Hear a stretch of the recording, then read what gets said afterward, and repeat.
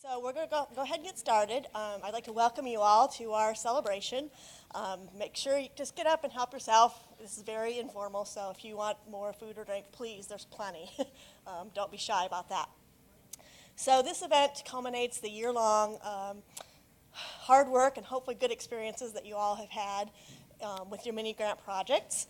Our concept was a pilot program to provide a little bit of funding to student-led programs, particularly in the youth development area. So we were testing that out to see if kind of a proof of concept type of thing. I've come into this a little bit late in the game, but I'm very eager to hear your presentations and hear how it all turned out for you. So I know we're all excited to get started and hear presentations. So if the first group is ready, come on up. All right, cool. Talk. Okay. Hi, everyone. Our group is bringing FTC to CNIS. I'm Claire Tway. Matthew Conrad. Norman No. And Dave Yusuf. So our project first started a couple years ago through the Eminence Fellows Program here at OSU. A group of us were trying to tutor students in pre-calculus that eventually shifted into focusing more on STEM in general. So the motivation for our project, despite standardization efforts in the state of Ohio, high school performance varies greatly. And at Columbus North International School in particular, only 40% of students passed all of the standardized tests, and their lowest scores were in mathematics and science. CNIS is very unique in that it's a lottery school, so they're very decentralized. And 85% of students qualify for free and reduced lunches, so they're not very well off socioeconomically. Because of this, many students do not see higher education as an option, and due to the school's focus on secondary languages, or foreign languages rather, they have a very low interest in STEM fields. So in autumn 2014, we started a STEM club that taught programming fundamentals and how to wire electrical circuits and program Arduino microcontrollers. But we wanted to broaden that and focus on a more intensive team-based engineering project to engage the students. So our primary project goals were overall was to increase interest and ability so that these students would be prepared to enter STEM-related fields if they chose to do so. So to achieve that, we wanted to have students at CNIS participate in the first Tech Challenge, or FTC, by building a functioning robot in order to increase awareness and interest in those STEM fields. And accompanying that, teach programming, electrical, and mechanical skills in a focused, goal-oriented setting to develop and improve the students' problem-solving skills, which they would need if they were to pursue such a career.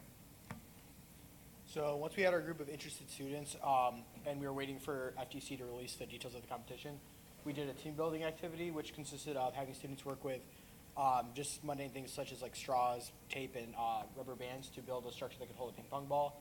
We divided them up in small groups, and we had them do this in order to develop teamwork skills, building experience, as well as brainstorming. And then once the details of the competition were released, we had them watch and rewatch and read all the materials related to the competition so that they could be familiar with the different ways the robot could score points. And we had them think of ways the robot could score these points by coming up with different designs, either by drawing them out or by talking them out. And once we had some solid designs, we had them go forward with deciding how you would do this with motors and different components and things like that. All right, and then once we got their creative juices flowing, we went into the actual meetings to design and build the robot. So we started out with 2 days a week, 2 hours, and we did that for the entire year pretty consistently. We had students working on designing the field and building the field. We taught them how to use drills, taught them what Allen wrenches were, just simple stuff like that, taught them how to use a bandsaw, and they started constructing the field while others started to design the robot and use sort of a tutorial to make the drivetrain. So after that was done, we looked into different types of mechanisms that could pick up balls or collect blocks or do different types of stuff that could score points in this game. So once the students saw the mechanisms, figured out what they wanted to do, they started brainstorming, designing those types of mechanisms while the other students were still creating the field. we started building the drivetrain, the mechanisms, putting it all together. There were some issues, along the road, but once we troubleshooted the electrical problems and mechanical problems, it all worked out pretty well by the end of it. And then by the end of the meetings, we would, clean up and make sure everything was tidy for the next meeting. So one of our goals for this project was to go to a FTC qualifying competition and actually participate with FIRST, but unfortunately, due to challenges not really related to the students themselves, we weren't able to go. So instead of making that trip out there with P12 funded money, we encouraged the students to go out there on their own, and we said that we would meet them there over at OSU Newark. And so we got 4 students to attend the competition with their parents, and we think that it was a really beneficial experience for them because they got to see teams that had years and years of experience have these really well-designed robots and see how they performed and completed the tasks in different ways. And they came back really excited to do more stuff with our robot. Yeah, so once they were excited about these competitions, all they wanted to do was just get this robot up and running. So after a long build season, they finally were able to accomplish that. We ended up with a drivetrain that runs similar to a car. It's a rear wheel driven drivetrain. So basically you have motors on the back end of it and turns real easily. We decided to have this kind of rotating plate driven by a motor that would collect blocks and move it into the designated zone. You can see those blocks, the red outlined area. And then we were able to collect these circular, wiffle ball looking balls and move them up that kind of ramp looking feature into our conveyor belt, which would then drop blocks into, you can see that clear bucket up there. So all in all, it worked out very well. We were also able to kind of drive up they called it the mountain, the red and blue kind of ramp looking thing. So they were able to put it all together, run it, drive it, get pretty good at scoring, and it all worked out. So that was the physical side. In terms of the code and the controllers for this, there were certain motor controllers that were used to actually distribute power to the DC motors that were used for the drivetrain and for the mechanisms. Phones were used for FTC and for this project, where one phone was mounted on the robot and that communicated the code to all the motors, and there was a phone back at the driver's station that was connected to 2 Xbox controllers that actually manually control the robot.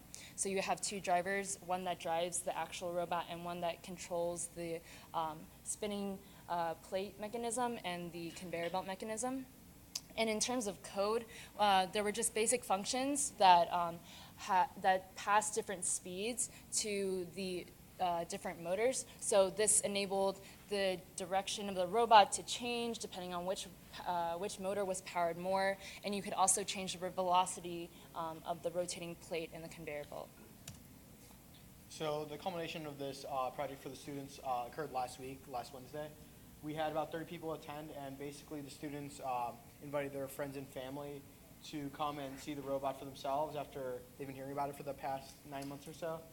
The students got to explain the mechanisms of the robot to their parents and friends, and then they actually offered to let their family members drive the robot, as you can see in one of the pictures, which was a really great experience. The guys had a lot of experience in what the kids were doing because they've been hearing about it for so long, and they did tell us about how much the students were talking about it outside of our meetings.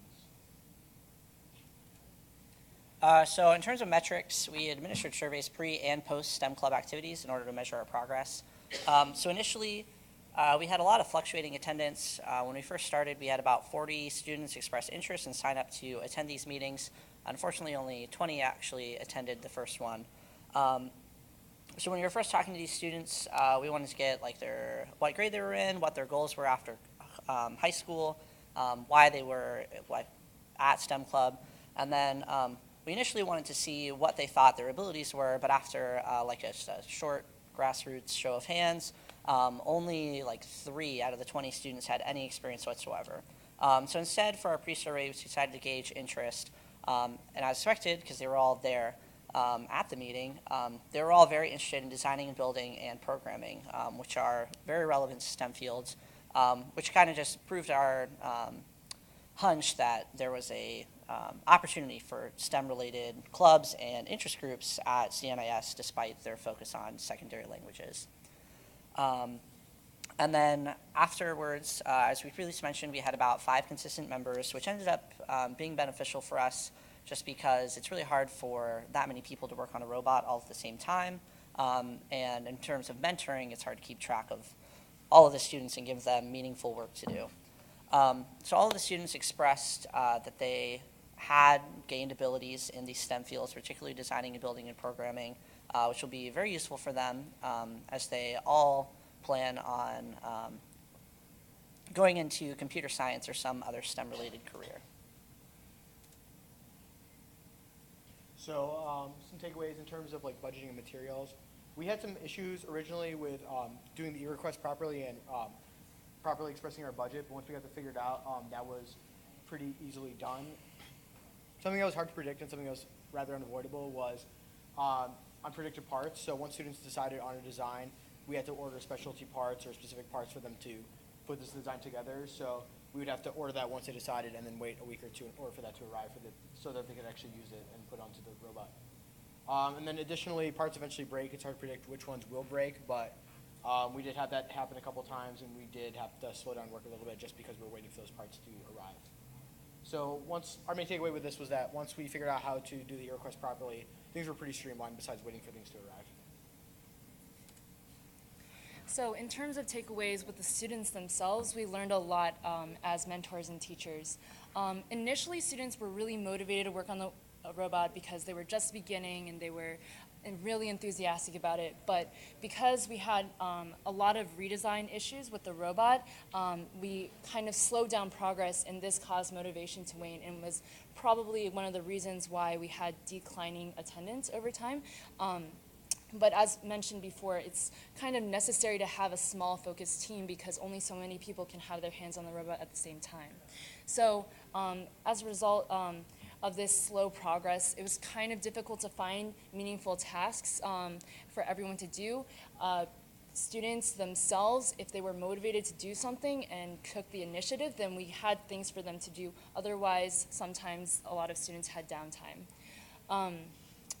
But when we were able to get the design finalized, get the robot motor controllers on, get the program running, the robot was moving and the students were really excited to kind of fine-tune things and test. So that was great at the end. So in order to kind of streamline this in the future, it would be really beneficial to work on things before the season starts and come up with activities that the students can partake in so that they can kind of gain some background knowledge and not necessarily build a robot maybe, but the initial activities would set them up well for that like later in the semester. There were also a lot of takeaways in collaborating with the school staff and parents.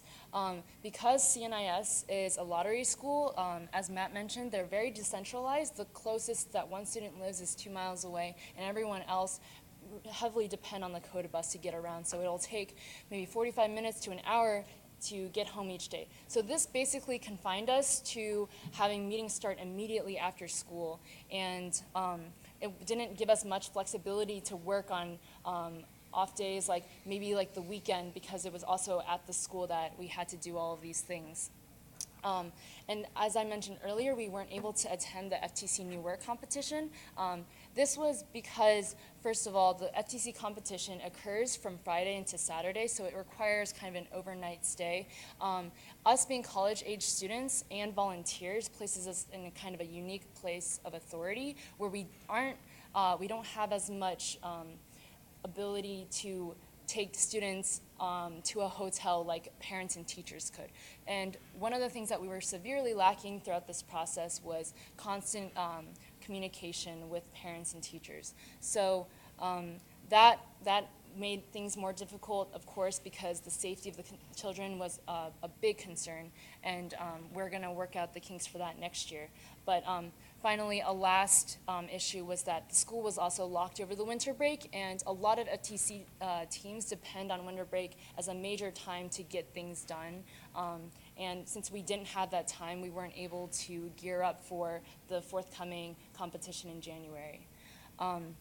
Lastly, like I kind of mentioned, parents were difficult to contact and keep in the loop. Students are also not great about checking their emails at the middle and high school age. So it was difficult to get students to convey information to their parents and get feedback on what people knew, or if people didn't have information that they needed. So in general, it's really necessary when undertaking such a large project to have the support of the community, meaning parents and teachers and the principal, of course, in order to make this kind of a successful project. So that said, we have a lot of lessons that we can pass on to the future, and the future is actually looking pretty bright. During the STEM Club open house, there was an alumni meeting held right next door to our event. So one of the visiting alumni came in, and I had a nice conversation about him, and he was really impressed with what the STEM Club had accomplished. And he had some contacts that he thought could maybe donate some money, or even tutor or mentor these students for the forthcoming year. The principal really loved the success that we had with the robot. He actually might have had more fun driving the robot than the students did. But he told me that he had a potential staff mentor for the forthcoming year. She has experience with FIRST, and she was also kind of interested in writing another grant proposal to help fund it for a future year. The OSU Honors Collegium, which is a subsection of the Honors and Scholars, is interested, a group of sophomores is interested in continuing this for next year, because they still have a couple years left, so why not? Several of them are FEH-TAs, which are Fundamentals of Engineering Honors Teaching Assistants. So they actually did a robotics project freshman year, as did three of us here. So the initial meeting for that is to occur in 2 weeks, and I plan to pass on all the knowledge that I have, and hopefully they will take that and turn it into something great. Finally, a lot of the tools and materials that were provided thanks to the P12 grant are still at the school and will probably continue to be at the school. So the school already has kind of a leg up in terms of that, which basically means that not as much money needs to be put into this project in order to see its success in forthcoming years. So we're really optimistic. Any questions?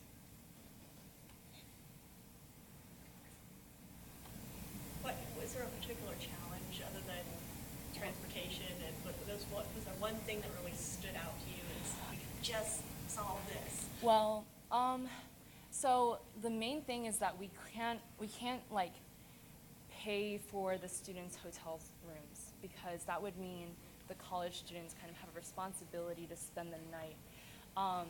One of the many, propositions here was we get a bus to Newark in the evening, come back, then in the morning, like 4 or 5 in the morning, you drive the students up there to check in at like 7 a.m., and then they stay the whole day, and then they come back like on a bus. So like you have a bus going back and forth 2 ways. Another idea that we had was to make basically like a fundraiser, like either not Kickstarter, but GoFundMe, because that was really nice, because you don't have like a time limit, and you get to keep whatever you earn. But the principal was like really not for that idea, because he was like, what if it doesn't work? You're compromising the safety of the students, the parents aren't reliable. I think he was really skeptical about the success of our project, because we didn't have that open line of communication. So I think having a staff member that works full-time with these kids, like that's really crucial. And having parents that are involved, because there are parents that came to the open house, they were clearly very enthusiastic. It just wasn't really showing earlier on enough to convince the principal that it was an idea worth pursuing. And so that was a really large point of frustration for our group, but I think that the open house proved ourselves, and he wants to try this next year for real. Yeah. Is the competition always in Newark? Or does that rotate? It's regional. The qualifiers are like regional competitions, and you get people, you're allowed to attend up to 2 qualifiers. Just to kind of like, some teams are like really advanced and they're like really free to travel, so they go to like a different state, or like they go to like northeastern Ohio just to compete. Yeah, they occur all across the country and they're regionally located. So Newark's the closest one to us, and that's like 40, 45 minutes away. Thanks, guys. I think we have one more question. Oh, Yeah, yes, Ari. sorry, Ari. You guys mentioned earlier as an issue parental involvement, and I know that my team happens to volunteer at a school that is at the very least very similar to yours. And I was just wondering about what efforts you guys were planning on taking to try to increase parental involvement, because I know that for us as an after-school program for high school students, it's something that we've heard from parents and kids that we work with that they would love to be more involved with us, but we're not really sure what direction to go in with that. And I know this is an issue that's really important, and I was wondering what you guys are thinking of the solution to this. Yeah, we started off with a parent meeting in the beginning. We only had one parent show up. So part of it is just that like the parents at like these schools are working class and they have trouble coming to things even at like 5 or 6 in the evening. And then what happens with these competitions often is that like these parents are like engineers or someone with a technical background. So for us, we have an issue involving them in a technical way, but if they could help out in transportation to these kinds of events, that'd be the best way for us, as well as like encouragement, that kind of thing. Yeah, I think the open house helped a lot in that regard. And I mean, like you guys were putting on performances and stuff. Like I think every student's parents made it to the open house. And one, that was great for us because we got like proof that like from the parents that the students were talking about this all the time, which is like really great, showing that they like had passion. It wasn't like something that they were being forced into, which was a big factor in their success.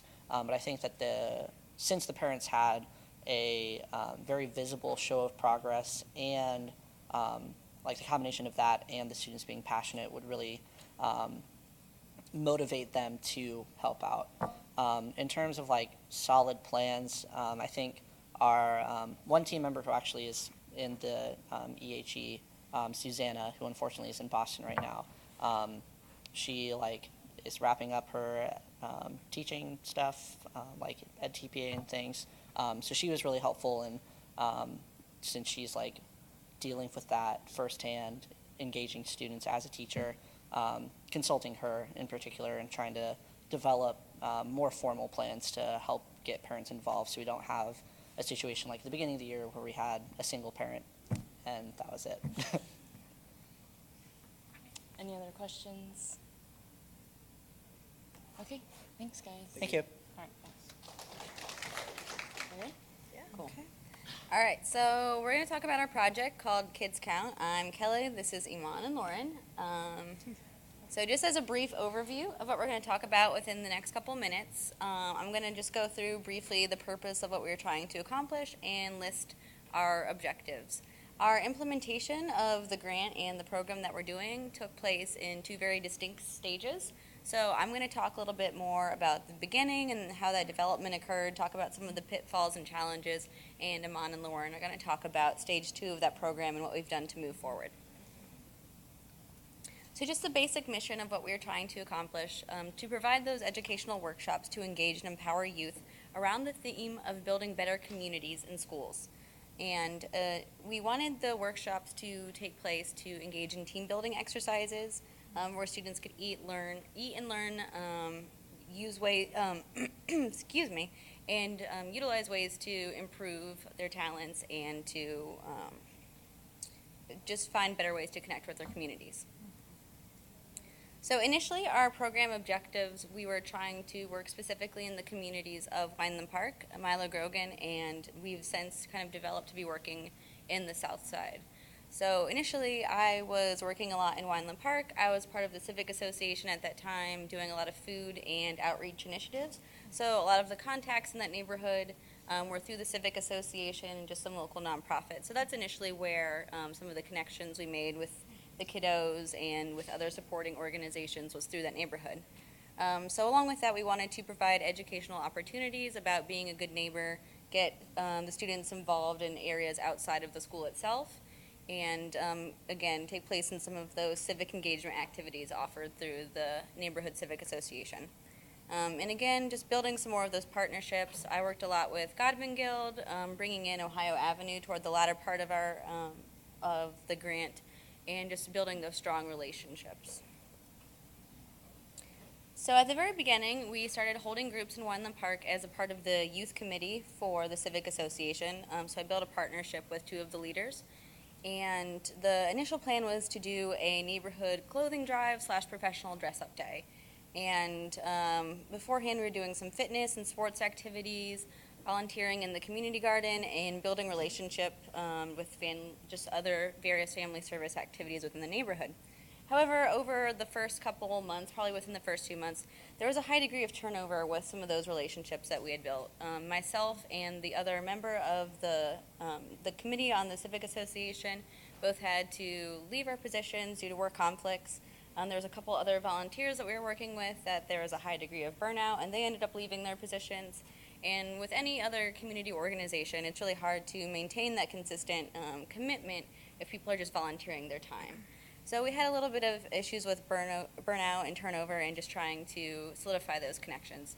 Again, working with a lot of these stigmatized populations and just in areas of high poverty, a lot of communication can be difficult. Most of it is just going to be on the ground. You walk up to someone's house, see how they're doing. So many of them did not have working phone numbers or email addresses. So it was easier to do that when I was in the community working at the Civic Association. I could just contact the people I wanted there, but after that relationship kind of dwindled, it was really hard to maintain access with the kiddos in a meaningful way.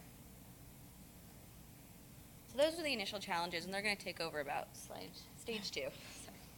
All right, so just wanted to give you a little intro here. So Lauren and I, we actually work at the elementary school, the Ohio Avenue Elementary School. So we actually have a clinic there that just opened up this year. So we focus on mental health. So what we thought was the best idea to kind of transition from, Wineland Park to Ohio Avenue. So what we did is we started working at that school. So the biggest changes in our project, the first thing is because it's an elementary school, previously we had older age range, so now it's from K to 5. And again, so what they actually have at that school is they call it Ohio University. So it's kind of like after school kind of extracurricular activities. So kids actually have the opportunity to do a lot of other, fun activities. So some groups have like dance, some have like art groups, there's like math club or whatever. So for us, we included, our project in that university. So it's like part of the program. And so what we do is we go there every Friday during that time, and it's around like 2:30 to it's like usually the end of the school time. And so that's what we've been doing instead. And again, we kind of emphasize the building social skills and relationships. So helping them understand that you want to connect with your community. And again, like making sure that our project is, working with these kids. So because of the age range, when we first originally talked about this project, we were thinking, okay, civic engagement, but it's like, okay, how do you really emphasize that? How do kids really know what civic engagement is? And so that's what some of the things that we've done. So instead, it's like you have to teach them in a different way for kids. So in that case, we do a lot of fun activities, but the same way, it's kind of teaching them what civic engagement is.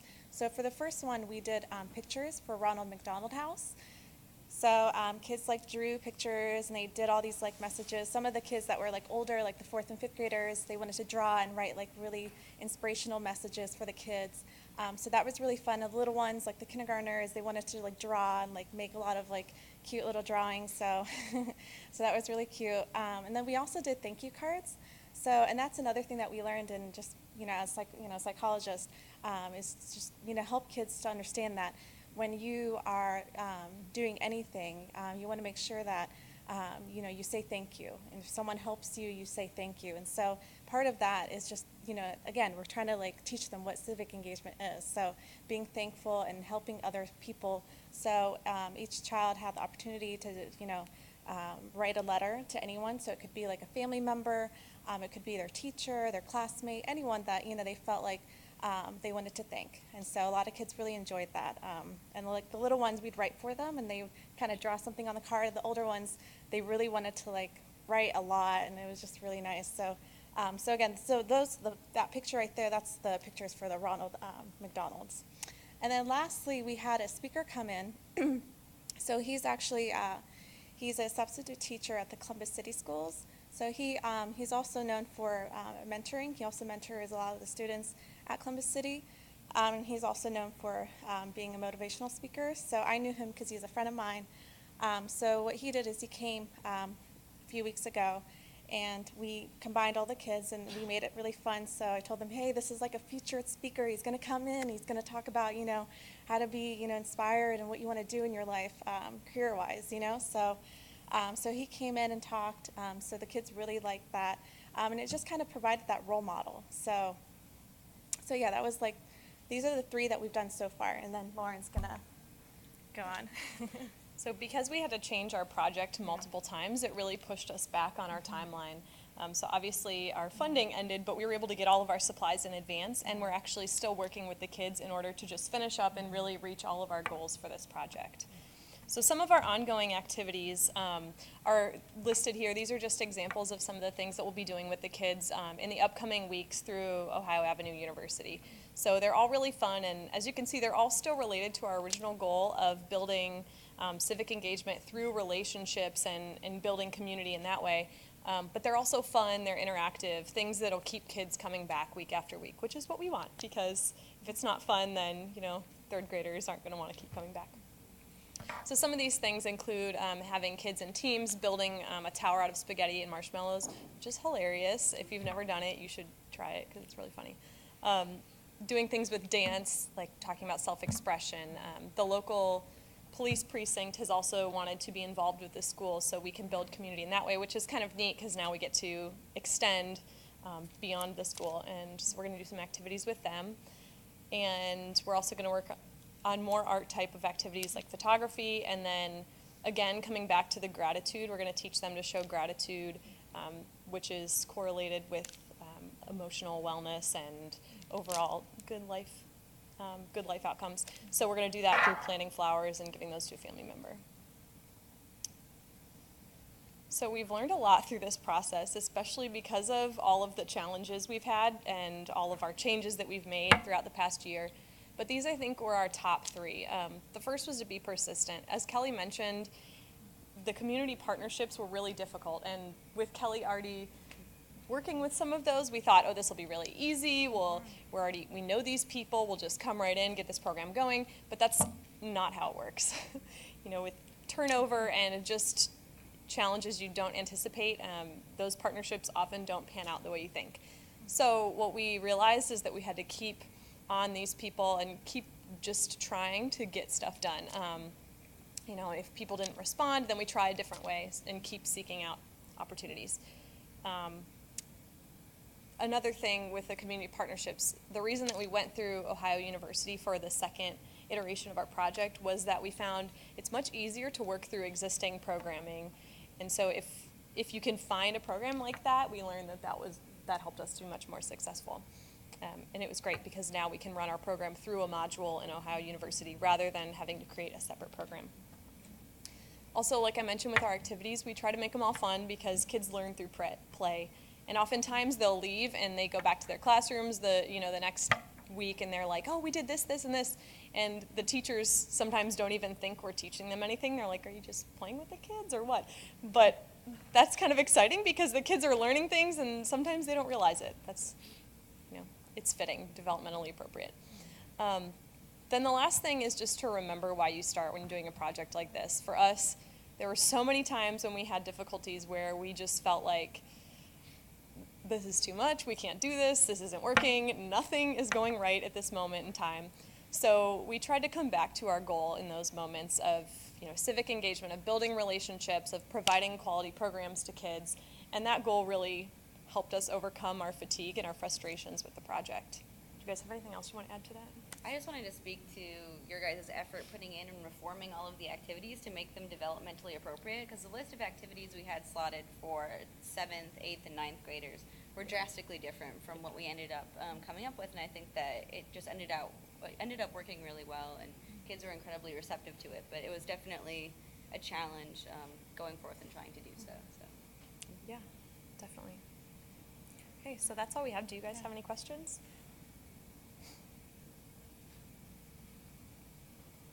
Yeah.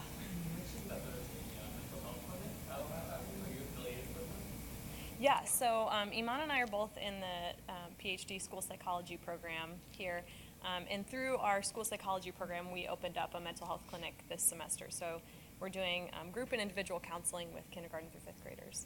So it was great because we already had a relationship with the school again, and then we knew they had this existing program of Ohio Avenue University, and so we could kind of expand our role in that school. The kids knew us too, so it made it easier.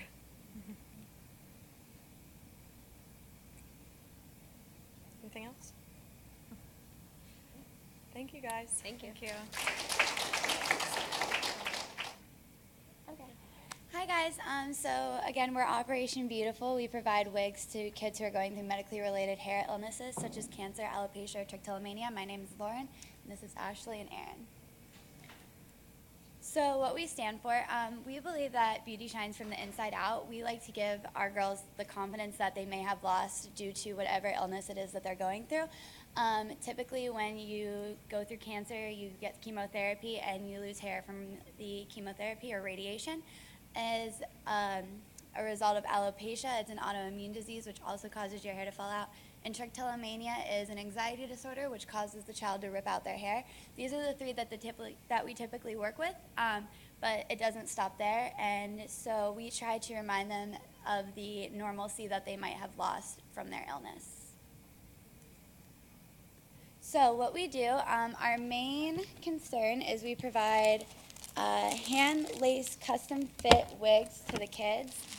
Yeah, so like we have a reveal coming up in May. So this is going to be her wig. We still have to have it shampooed and like blown out and re-dried. But this is going to be for a little girl named Logan. And so we provide these wigs, but as well as that, we also get to learn a lot about the child and who they are as a person. So we spend the day doing what they love.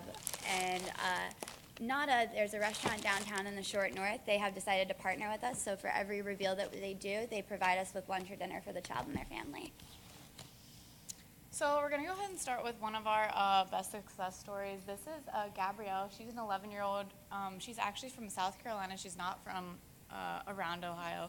So we had to use different funding to fly her up here to Columbus, but that means we got to actually spend the entire weekend with her. She actually had 2 nights at the Hilton donated to her. We took her ice skating downtown. This was over the winter time. This is in February. Yeah, this is in February. So we got to take her ice skating. She loves ice skating. We got to take her out to Nada, and then Nada was nice enough to not only donate her ice skates, but then tickets to Disney on Ice. So we got to show her a great night, and then the next day we actually took her to meet the Ohio State men's gymnastics team, and they let her play around the equipment, and she was a former gymnast, so she really had fun with that. And I think we really had a good time getting to know Gabrielle because we don't usually get to spend as much time with our candidates, so spending an entire weekend was a learning point for us because she completely came out of her shell from the moment we picked her up at the airport to the moment when we finally did the reveal. I think the picture on the next slide is her beautiful wig.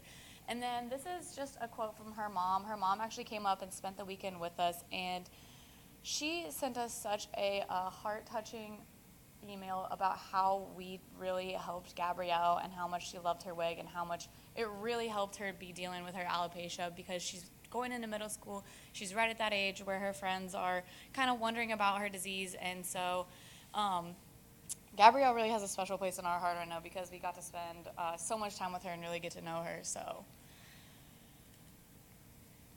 our second reveal we had this semester was a 15-year-old named Emily. She's battling ovarian cancer for the second time, and so she has lost her hair due to the treatment she's been receiving. So Emily she's local, she's from Ohio, so she just came up and spent the day with us.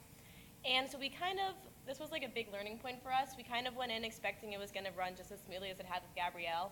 But the thing we didn't really consider is that we had spent so many days with Gabrielle before going through this kind of emotional reveal with her.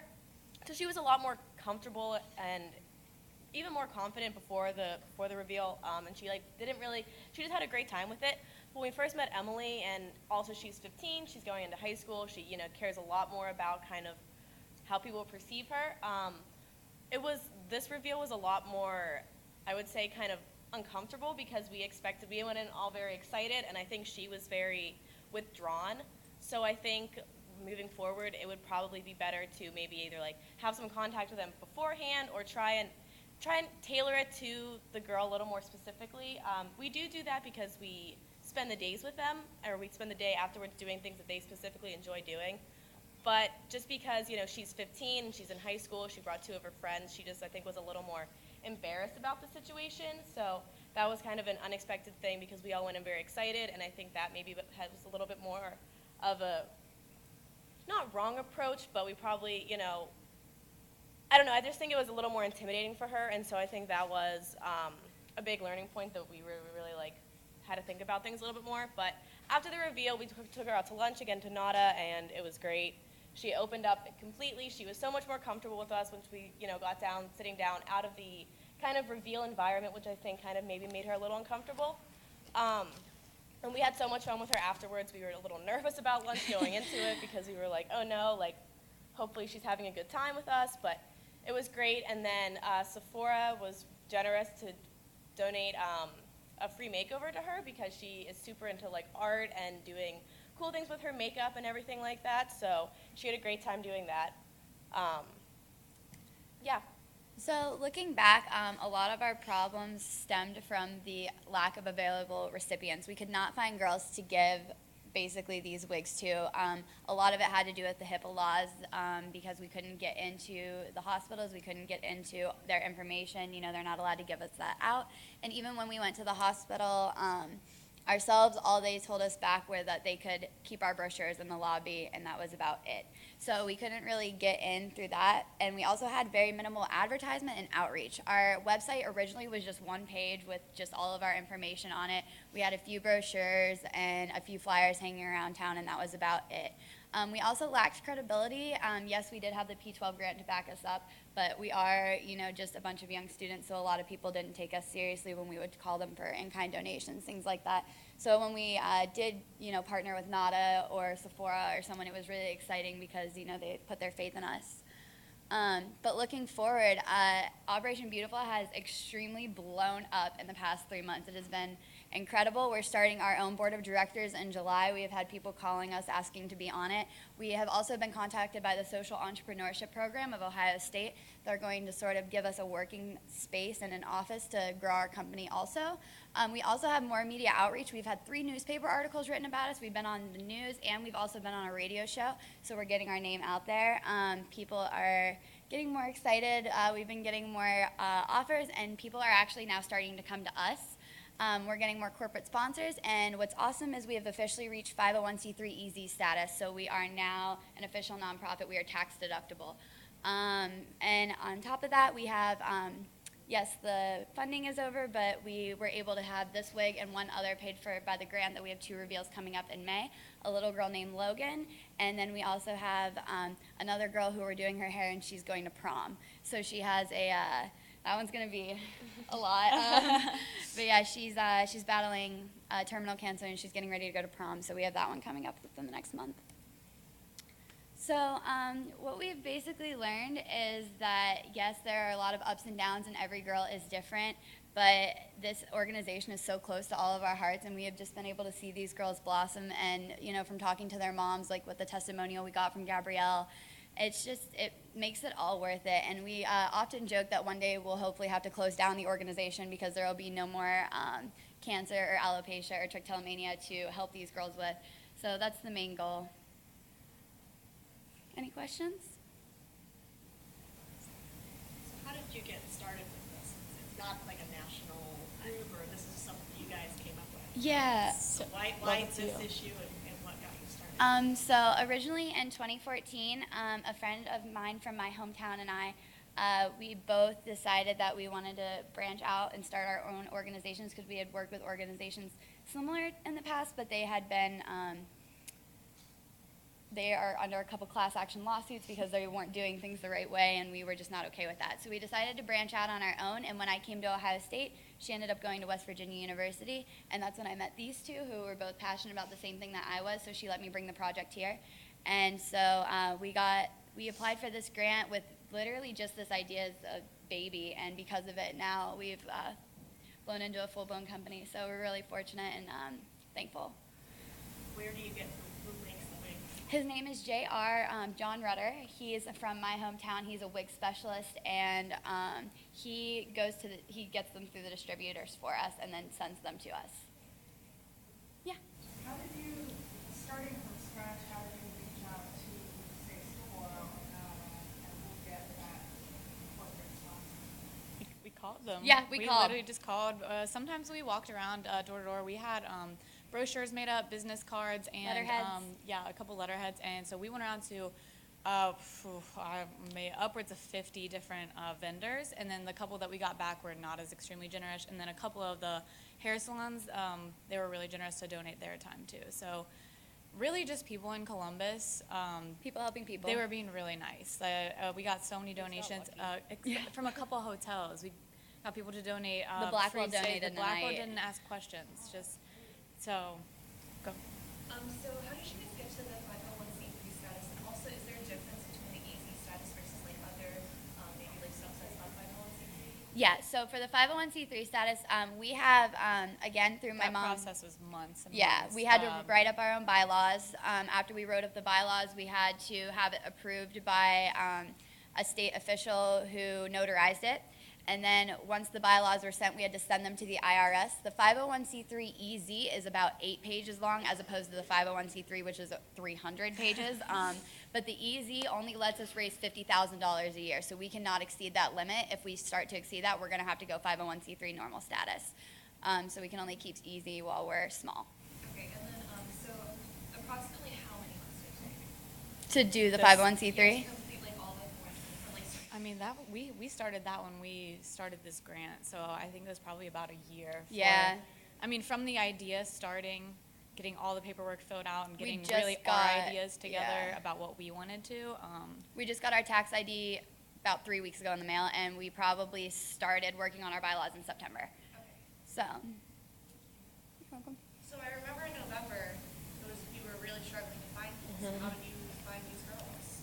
We honestly Social thought we were media. going to stand up here and say we wish we could have helped people and we couldn't find anyone. But we started, I think really what did it was going door to door. We started, actually, someone shared. blew up on someone who social media. shares us on Facebook. We got a bunch of social media accounts. We have these shirts now.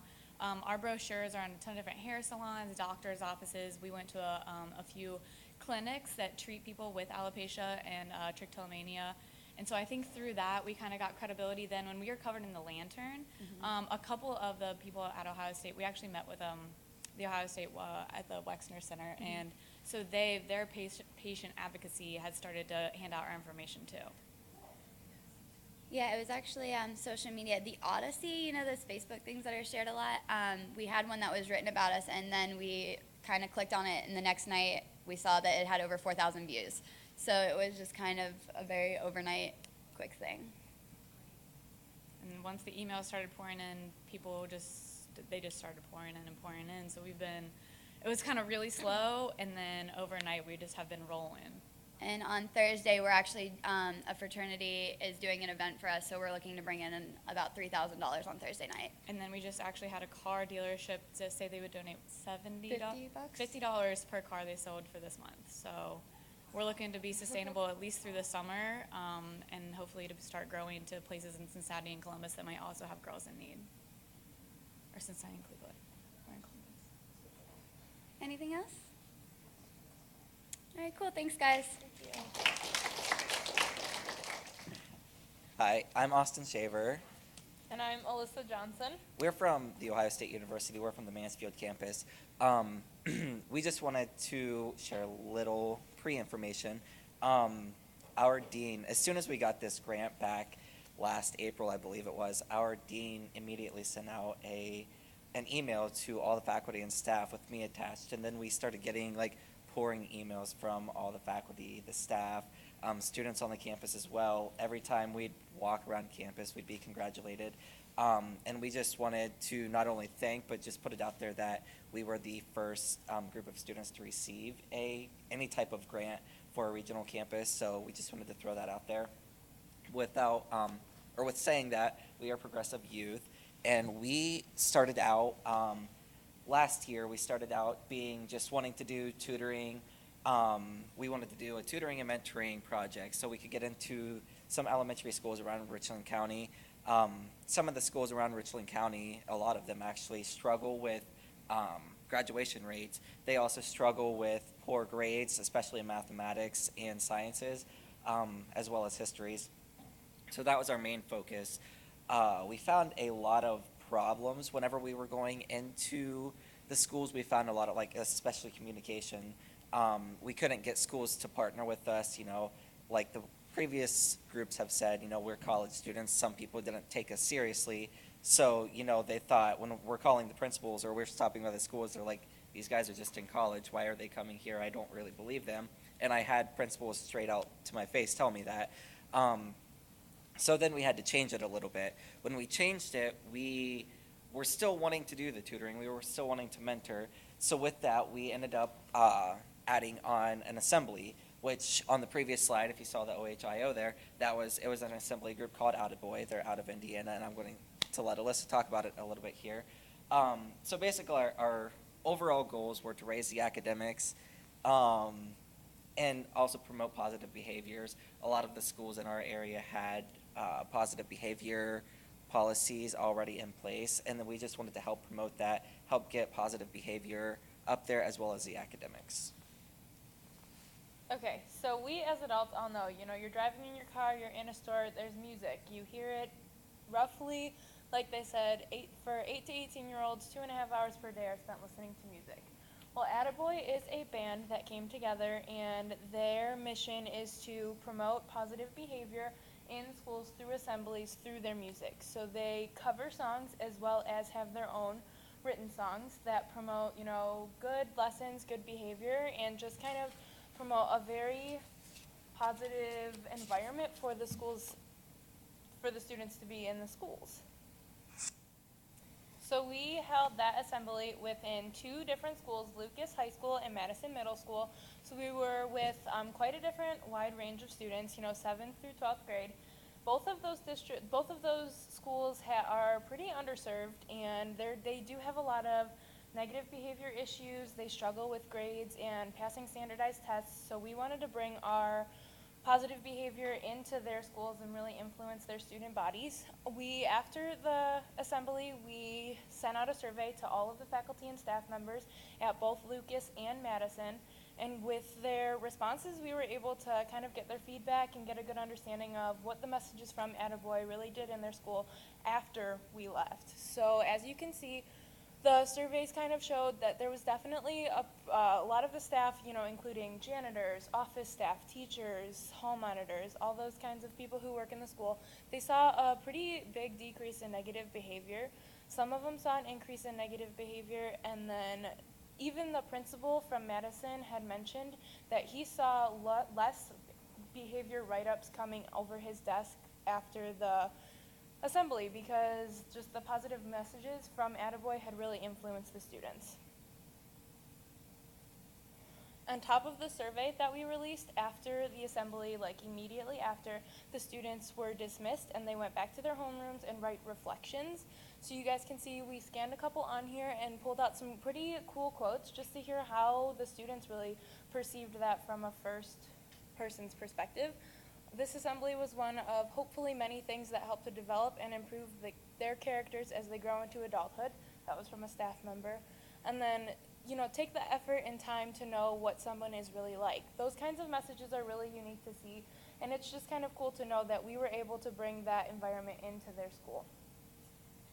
So here's a couple more. Think before you do something and ask yourself, is it worth it for me to do this? That kind of abstract thinking going on in a middle school or high school student's brain is just awesome to know that they're actually giving that much consideration to their actions. All right, so this was kind of my baby. Tutoring was something, as I mentioned before, we struggled with, and we were actually able to help make it happen. We spent a lot of our money from the P12 Initiative grant supplying the tutoring program.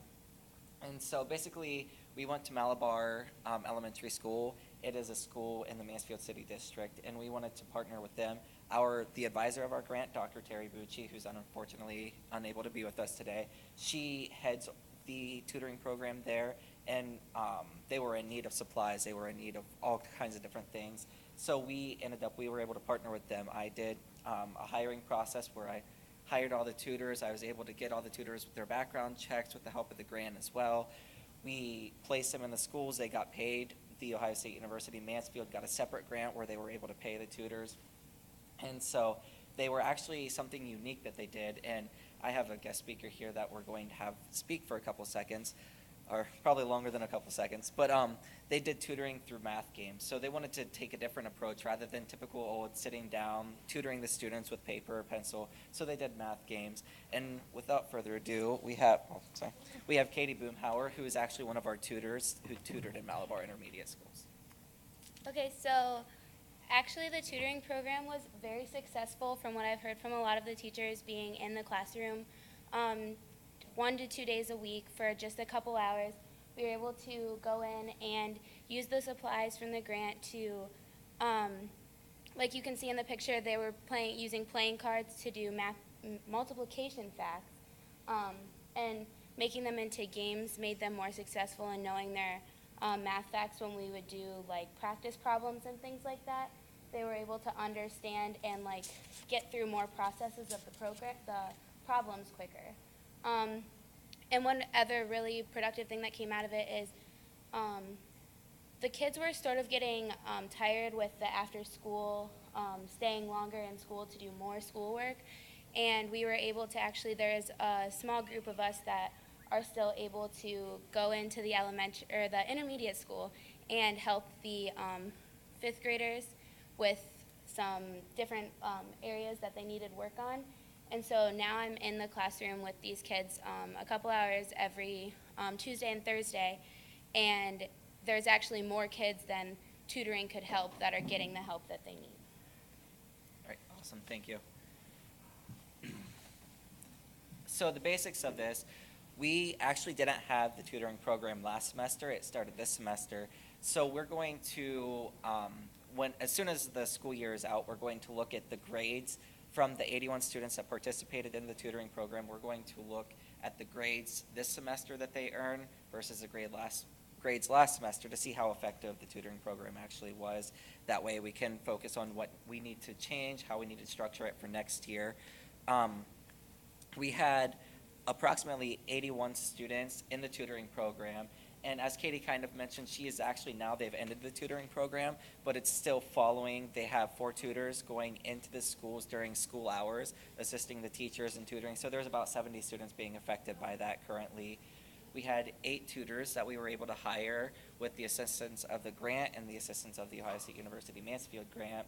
And we also had 11 teachers who volunteered their extra time, and they didn't volunteer, they volunteered to stay extra, but we were also able to use the grant that OSU Mansfield got to pay them for a little stipend to stay afterwards.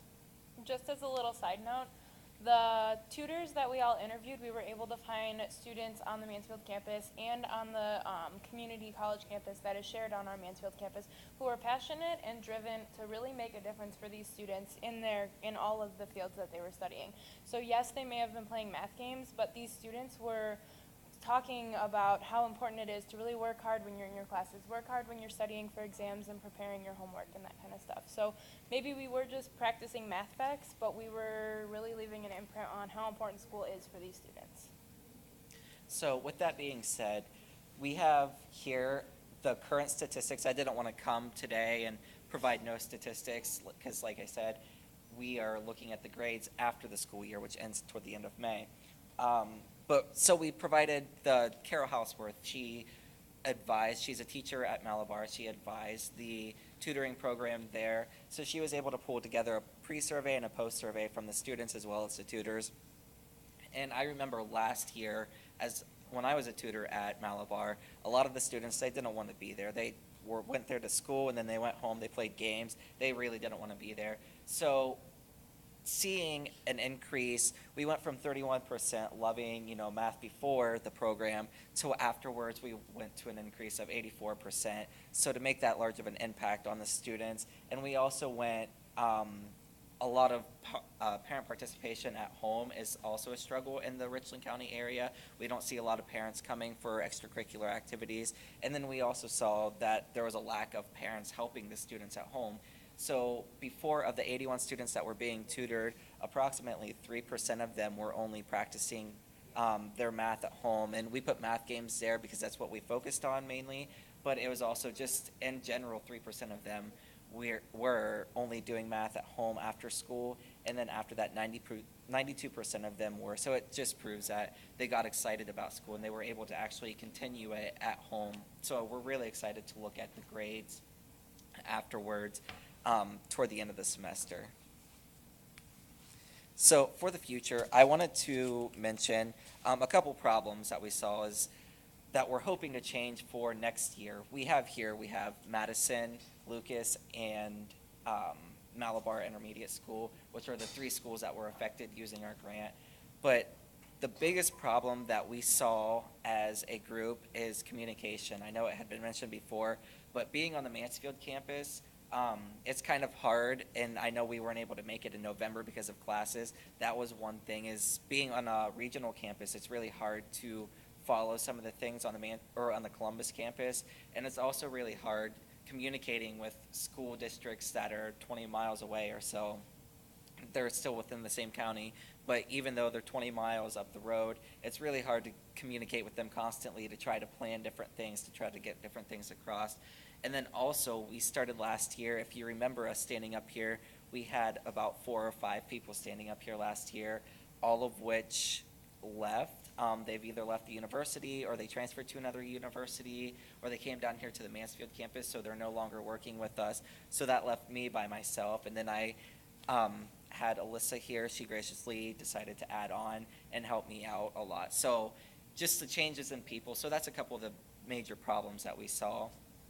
And then for the future, we have the principal at Madison Middle School especially, and as well as Lucas High School. They were extremely excited. They really loved Attaboy, and they saw the influence that it put on the students, and they're hoping to get them back next year. They actually came to me, and they were like, when can we get these people back? I want them back next year. And they actually wanted to set the date in their calendars for next year. So we're working right now to hopefully find another grant that we can write in order to get the assembly back next year. The tutoring program will continue. The tutoring program is an ongoing thing. It's the second half of this school year in every single school year at Malabar. So they focus on the second semester only because that's when the standardized testing starts, so they want to prepare the students for that. So that's when that'll start, is spring semester of next year.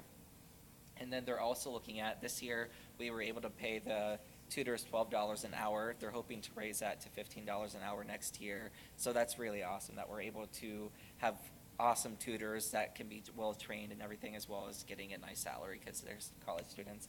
And then keeping connections.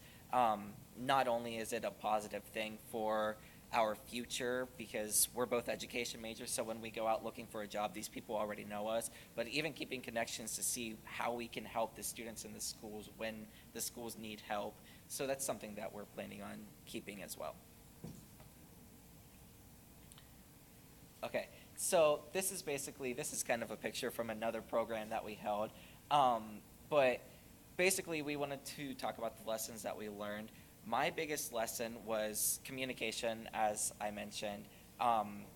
Communicating is probably one of the most important key things whenever you're running a service learning project, and that's in my eyes. Whether it's keeping constant communication with the people who provided you with the funds or the people who's working with you, it's definitely important to keep that. And then also like administrative patience. I'm one who always wants to get stuff done immediately, have it done and over with, and this taught me to make sure that I'm keeping on track and kind of follow a schedule as well, rather than trying to rush through things and get it done really fast. And as Austin is in need to slow himself down, I am also in need of speeding myself up. I have quite a bit of a procrastination problem, so that's something that I definitely took away from this. You know, I need to stay organized and be ready to really kick stuff in gear when it needs to be done. That's a lesson that I learned, as well as just the importance of getting out into your community, understanding what your community has to offer, and then being willing to go talk to the people out in your community so that they know what you are trying to do and you can really extend your mission even further. So that is the end of our presentation. Are there any questions, concerns, or comments? All right, awesome. Thank you, guys.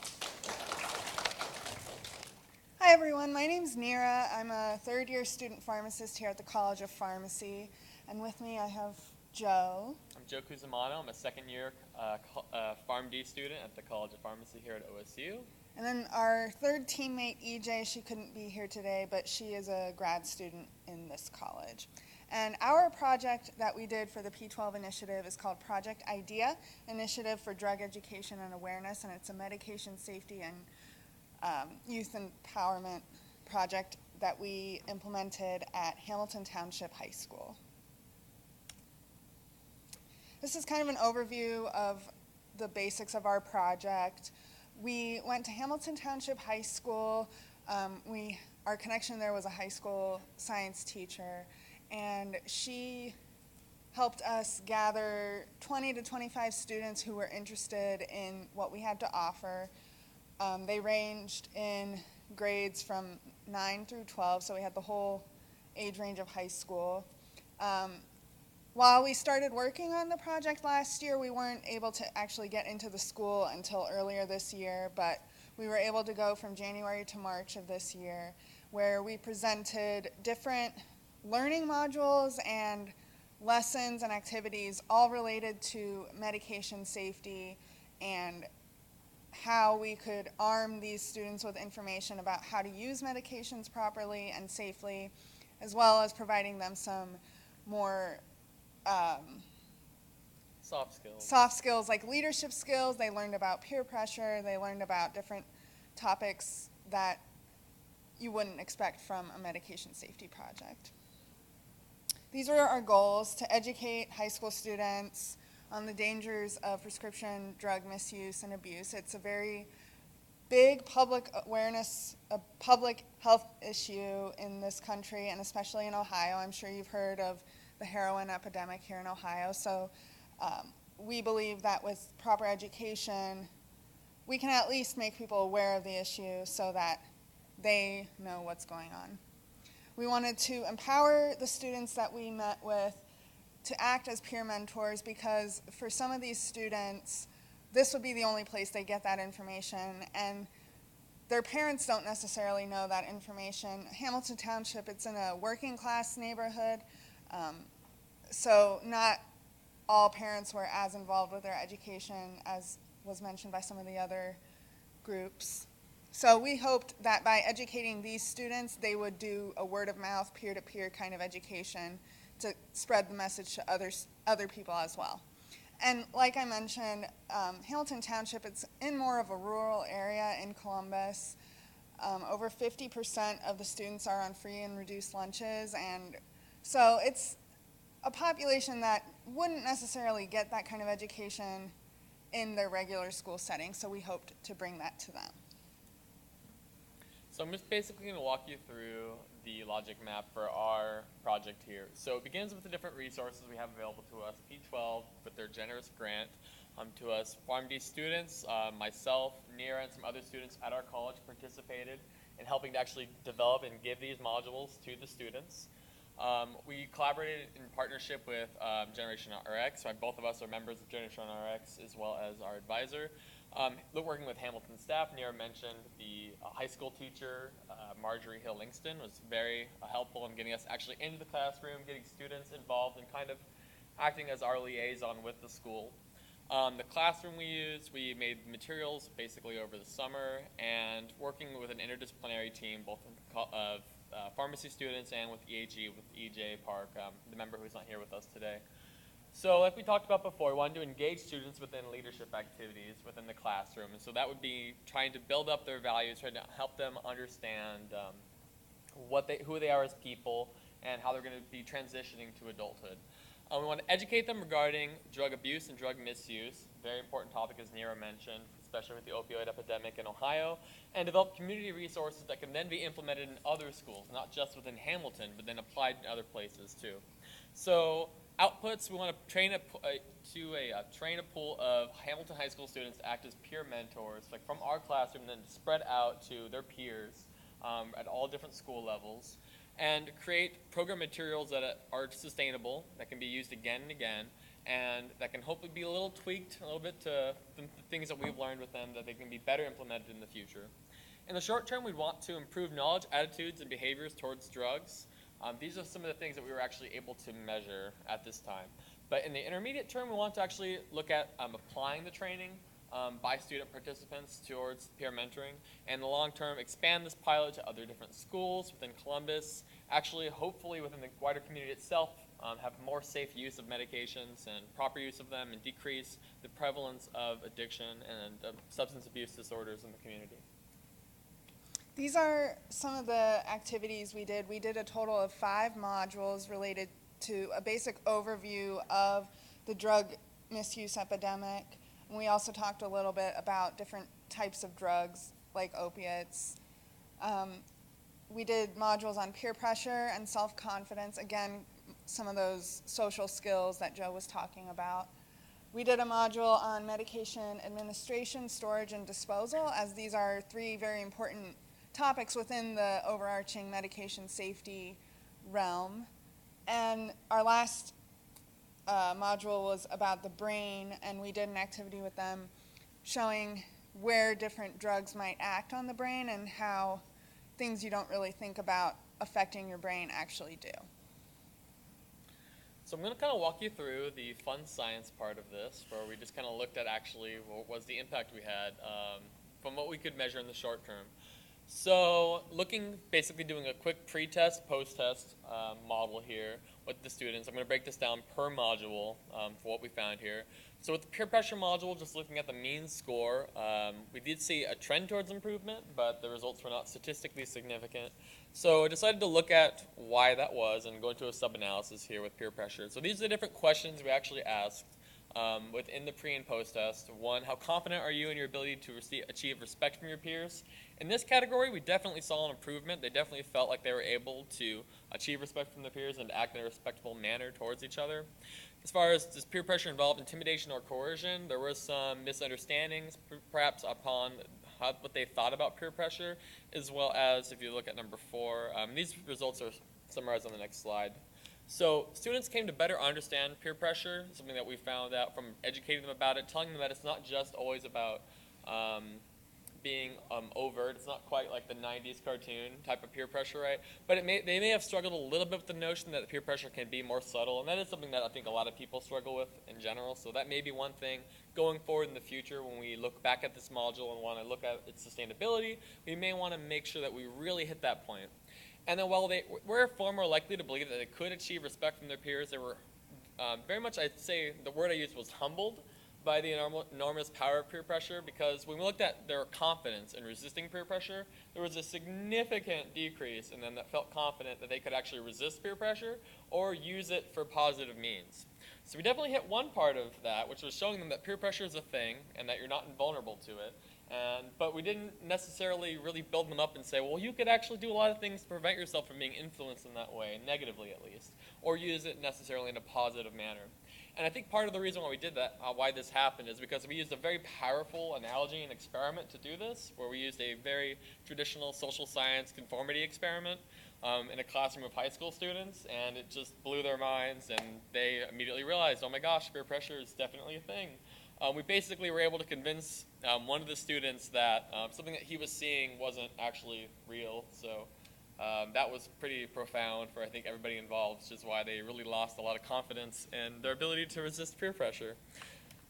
So looking at the overdose module that we have here, very significant results. We're definitely able to teach them a lot about different drugs and what you would expect to have from an overdose. This is very important, especially with opioids, because a lot of people are using them, prescription or otherwise.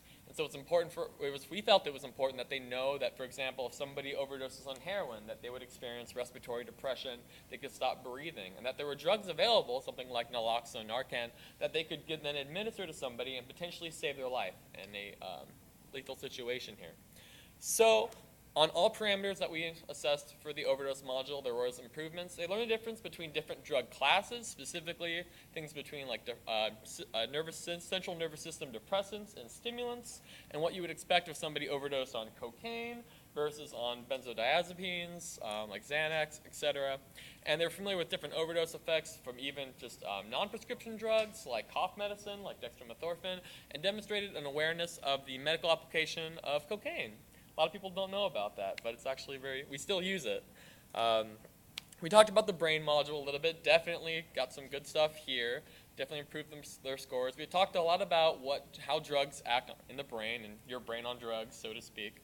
The big culminating project with the brain module was to have a picture of the brain, all these different systems within it, and for them to ask them within teams to say, well, if somebody, based on your knowledge about overdoses, for example, this was the last module, where would you expect something like cocaine to act in the brain if you know it's addictive? And then they would have to think through it and say, well, would it work in the limbic system? Okay, I know the limbic system does this. And so they had a lot of good discussion, and then we'd always ask them afterwards, like, why did you pick this? Why do you think this works in the frontal cortex versus in the hippocampus? And so it was really cool to have high school students talking about that and actually participating on a very high level with that. So there was improvement or no change on all parameters. Just for some of the no change ones, it was for pretty easy questions that I guess they already all knew. Like, for example, like what's a synapse in the brain? They already knew all that, so you can't really teach them more about that. But they did demonstrate a lot of knowledge about the basic pathophysiology of addiction, as well as the anatomy and physiology of the brain as far as it relates to pharmacotherapy for both illicit and normal drugs. So we also did the data analysis for the administration and storage module. Definitely taught them a lot here about how to actually, what's the safety of getting rid of drugs, how do we dispose of them correctly, I mean, do we just throw them in the trash can, what do we do with a patch, do we fold it, flush it, teaching them all these kinds of basic things, but that can actually really protect your family, your loved ones, as well as your pets and stuff from getting into these things and causing a lot of harm. So again, there was improvement on all parameters that we assessed here for the administration and storage modules. They learned basic concepts related to proper and safe storage of medications and disposal of them. So as far as the overview went, this was just like a basic module regarding just overview of what we're going to be talking about, talking a little bit about some statistics, how prevalent is this issue, why are we talking about it, that sort of thing.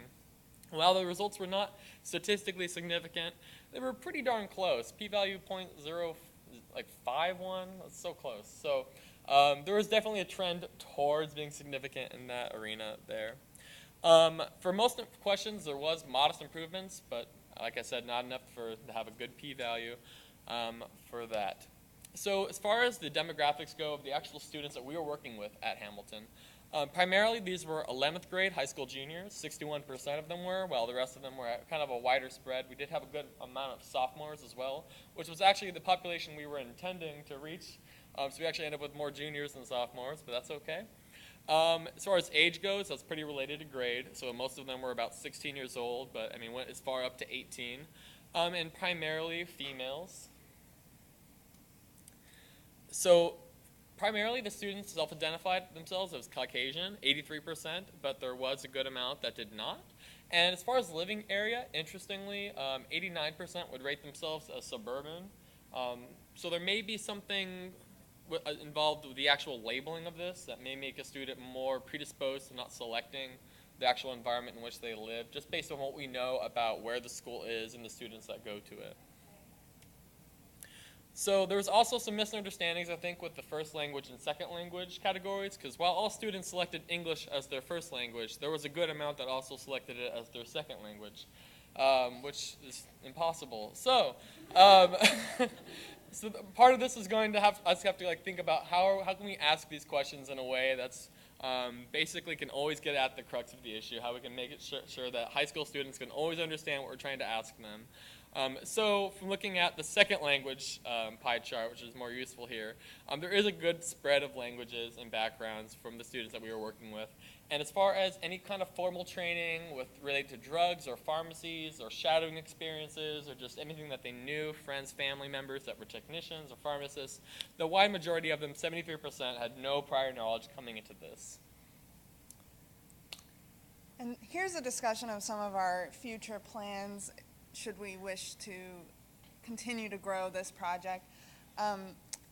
Part of the inspiration for this project was work that we had both done through the Generation RX initiative, which was started at Ohio State, and its underlying message is medication safety. So we kind of expanded and did our own thing with that message, but maybe collaborating with them in the future to carry out some of the modules that we've created. We definitely want to follow up with the students. We were hoping to have some sort of end of the year celebration to kind of showcase what they'd learned.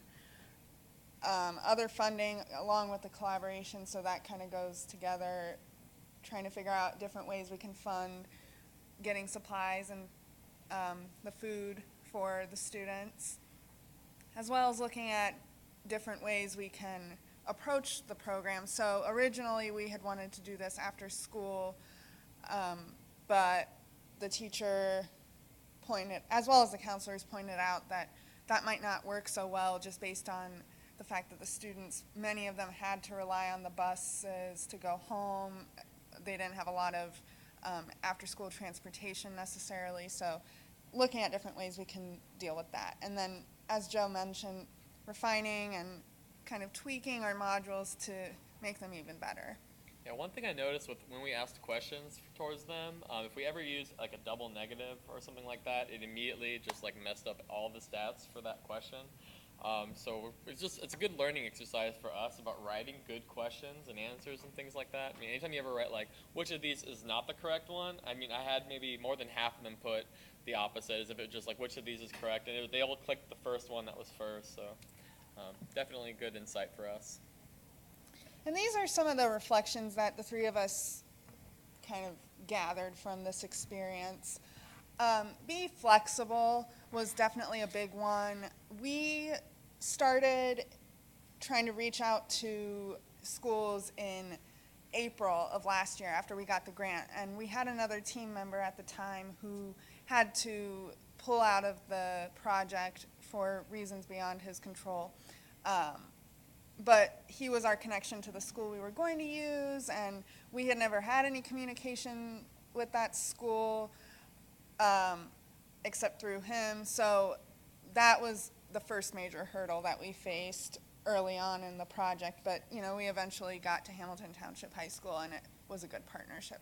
But being flexible was definitely important.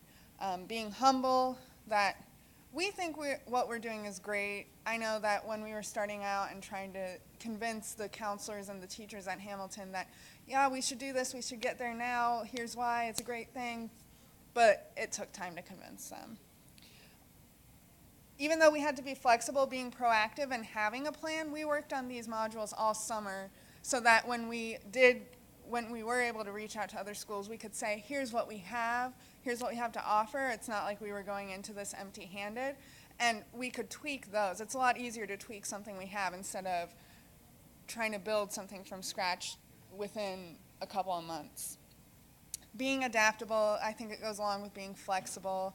We did have that plan in place, but we were able to tweak our current plans to fit. And then being available, communication is a two-way street. We ran into a lot of communication issues. There was a lot of bureaucracy at the school that I didn't really know existed at the high school level, but apparently it does. And so just trying to get through all those modes of communication, it would take, a week or two before we would hear back. And I'm a big proponent of communication, but not everybody communicates that way.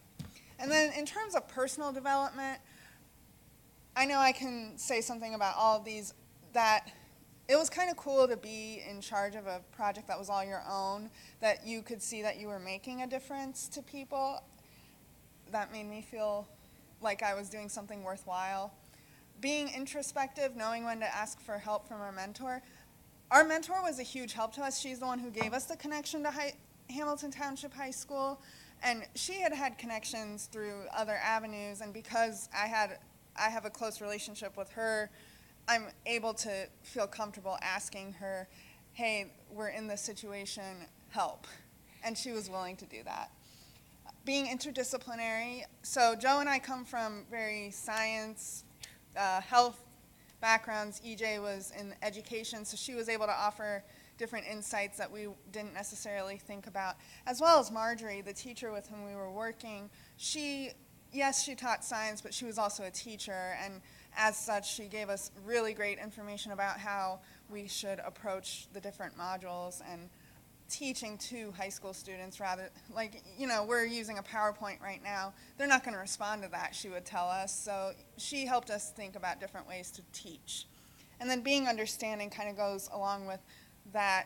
We're all different. We all work differently. I know I work differently from Joe, and EJ works differently from us. And even though we have different work ethics and things like that, we had to take that into account, and we had to be understanding about that. I know that was a big learning curve for me.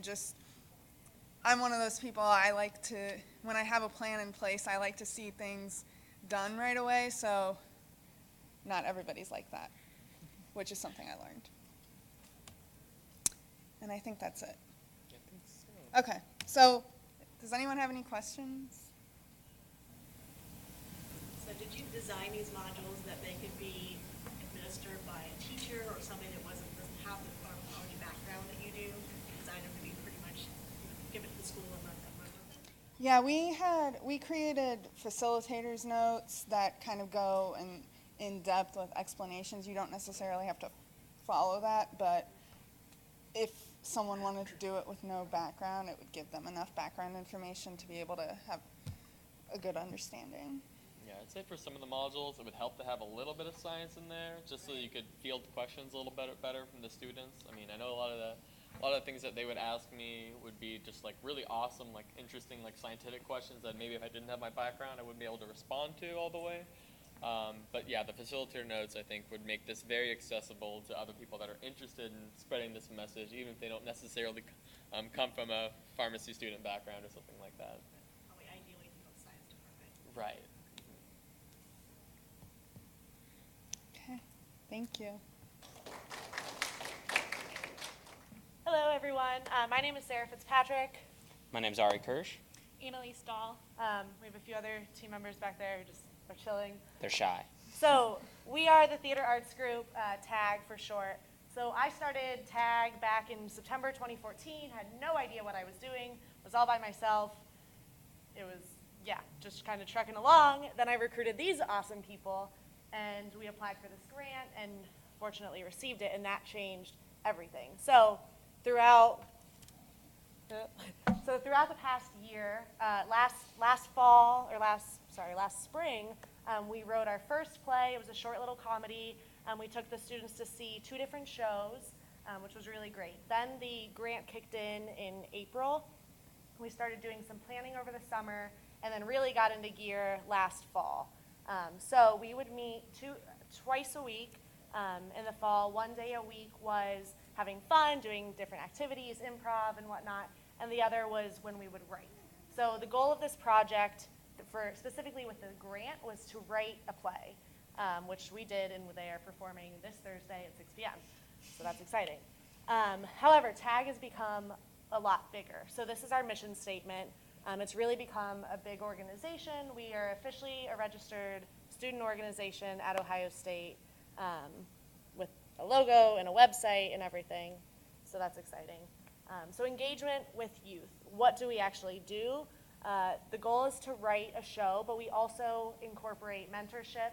It's a time for our high school students to work with college students that they would never have exposure to otherwise. We take the kids to see different shows throughout Columbus. So one of our big activities was taking them to see Motown the Musical at the Ohio Theater in February. We had rehearsal and then took them to Buca di Beppo for dinner, and then to see the show. And we also took them to see Off the Lake Productions' Hairspray, the musical here at Ohio State. Eighth Floor Improv's Bellwether Festival, and then 2 shows, Off the Lake's Legally Blonde last spring, and Kappa's A Christmas Carol last winter. These are a few pictures. You can see we do lots of rehearsal and improv activities, and writing our show. And it's also important that we've done a lot of different bonding activities. You can kind of see in the top corner we have the good old human knot going. That was a fun day. But what's really important to us more than anything is that we build a cohesive group with our students so that they can actually act well together as a group on stage. I don't think that I'm ever going to forget the moment that we saw them act in their first play about a year ago, when we finally saw these students who we really looked at. We used to call them all the time that in Meigs as the kids, we saw the kids become actors and they transformed on stage in front of us, and it really all came together, and it was really magical, and their skills have developed so much in a year. It's really amazing the acting skills that we've been able to see. Their writing skills have improved, and it's especially this play that we're working up with, that they've really been involved in social issues. I think we're going to talk about it a little bit later. We've really seen these kids pour just their entire souls and really who they are and their lives into the subject matter of this play, and it's really moving and really special. And I mean, I'm not trying to do an elaborate sales pitch here, but I would definitely consider attending. It's going to be really amazing. So I'll talk a little bit about the show that's coming up Thursday. We started writing it last fall and continued this spring, and have been rehearsing every day this week. I just came from there. And so the premise of the show is 4 different issues that really hit home to our students. So we actually work at the same school as STEM, if you remember that kind of background of the school. So 100% are on free and reduced lunch, not socially, it's a very diverse school, international, et cetera. So the 4 issues are immigration, religious discrimination, LGBTQ discrimination, and domestic violence. So really hard-hitting topics, as opposed to our comedy last spring. It has its very serious moments, but it's really exciting. The ultimate message is perseverance. So that'll be this Thursday. How did our students benefit? These are a few quotes. We also have a video, so that's the main part of our presentation. So these are just some of our great quotes. And then I'll talk about this part. So we've had a really good foundation the past couple of years of building this program, but in order to expand our resources and our team, we're going to be a student organization next year. So that's expanding membership and then hopefully branching out to other schools in the Columbus area. Additionally, we were actually just recognized as a Student Group Award for Excellence in Community Service. It's a mouthful. But we'll be having an award ceremony for that in a couple of weeks because of all the work we've done at CNIS. And then also we've done a lot about marketing materials as far as making a Facebook group, website, just kind of organizing that front of it to make it really professional and something that's marketable to new members and then also to other schools. And then of course fundraising to make a sustainable program. Lessons learned. So this has been a really interesting process. I think some of our hardest stuff is simply with the students we work with. Transportation is our biggest issue. They can't always come to rehearsal because they don't have a ride, and we can't get mad at them for that or change that.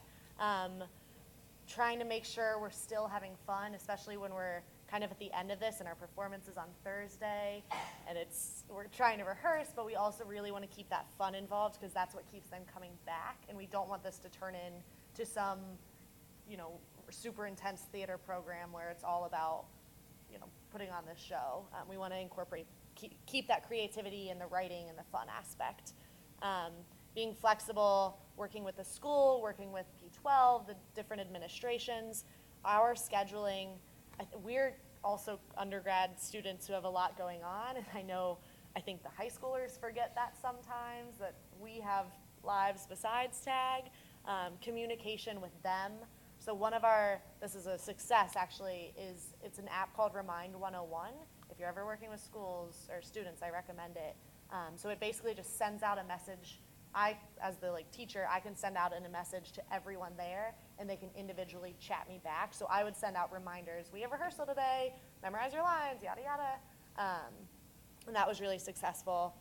Communication among each other, and then really just one of the biggest lessons, we talked about this in November, was narrowing ourselves and keeping our focus on our mission, because we care so much about our students, and I think we've worked with up to 32 of them total, and so we kind of want to help them in all these different ways because we get to know their lives.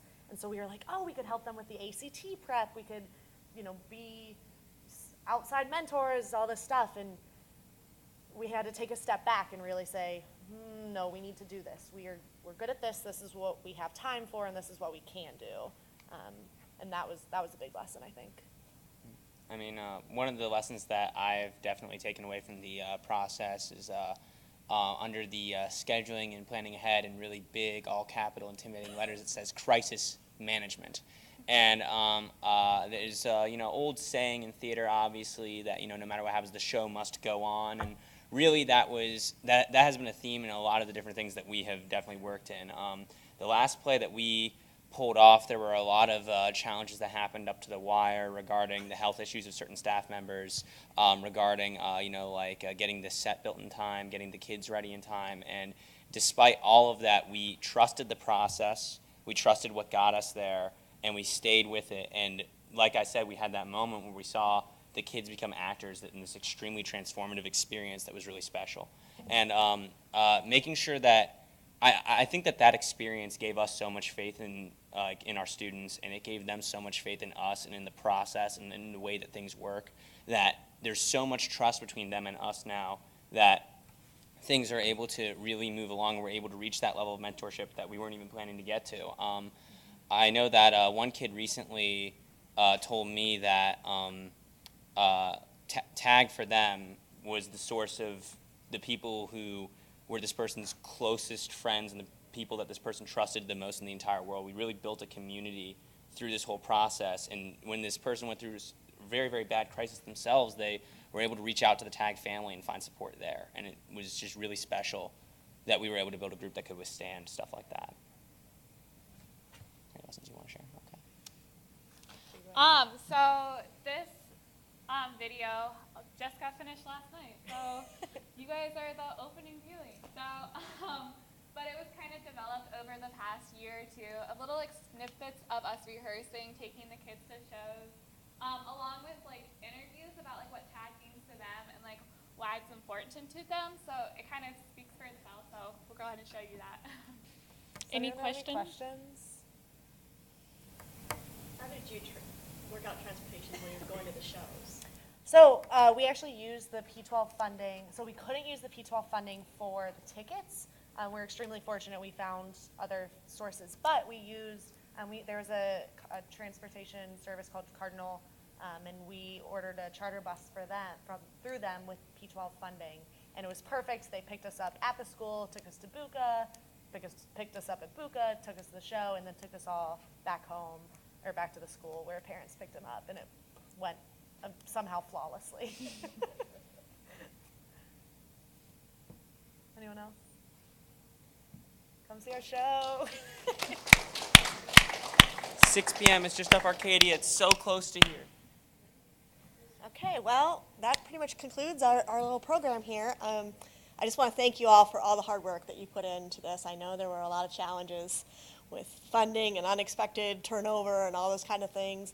But that's kind of what grants and community work is all about. If you talk to anybody at the Star House through HE or anybody that does that for a living, that's what they deal with every day. They deal with turnover in staff or difficulties with transportation or family crises with their students that they're working with. I mean, that's just kind of the nature of the beast. So hopefully this gave you a good experience with that, and whether you choose to continue it on or not, hopefully it provided you with some kind of learning opportunity. I was really thrilled to hear that many of you are planning to continue what you were doing, and I just thank y'all for your work and good job. Thank you.